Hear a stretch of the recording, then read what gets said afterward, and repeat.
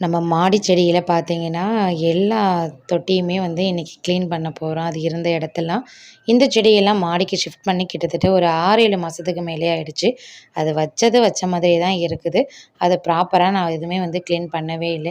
சரி இன்னைக்கு எக்ஸ்ட்ரா வளர்ந்துருக்கிற செடியெல்லாம் நம்ம கட் பண்ணி எடுத்துறணும். புல்லெல்லாம் இருக்கும் இல்லைங்களா? அந்த களைய எடுக்கிறதுன்னு சொல்லுவாங்க. அதெல்லாம் ஃபுல்லாவே இன்னைக்கு கிளீன் பண்ணி எடுக்கணும் அப்படின்ட்டு தான் மாடிக்கு நாங்க ஃபேமிலியாவே வந்திருந்தோம். பசங்க தான் எனக்கு ஃபுல்லாவே ஹெல்ப் பண்ணாங்க. ஃபுல்லா நான் இது எல்லாமே கிளீன் பண்ணிட்டு, அத வேற வேற இடத்துக்கு மாத்தி வச்சேன். நாங்க இருக்கிற மாடிய சுத்தி பார்த்தோம் அப்படின்னாவே, ரொம்ப இயற்கை வளமா தான் இருக்கும். தென்னை மரம்லாம் இருக்கும். இதெல்லாம் நம்ம தென்னை மரம் கிடையாது. பக்கத்துல உள்ளவங்களோடது. அதுக்கப்புறம் ஃபுல்லாவே கிளீன் பண்ணி கூட்டி எடுத்ததுக்கப்புறம், இப்படி தான் நம்ம மாடி தோட்டம் இருக்கும். பார்க்கவே அழகா இருக்கும். கல்லெல்லாம் நம்ம வீட்ல பூஜை நடத்துனதுக்காக உள்ள கல்லு. அத தூக்கி போடக்கூடாதுன்னு சொன்னதுனால, அத மாடியிலேயே நாங்க வச்சிருக்கிறோம். நம்ம செடியெல்லாம் வேற வேற இடத்துக்கு ஷிஃப்ட் ஆயிருக்கு. நெக்ஸ்ட் பார்க்கலாம்.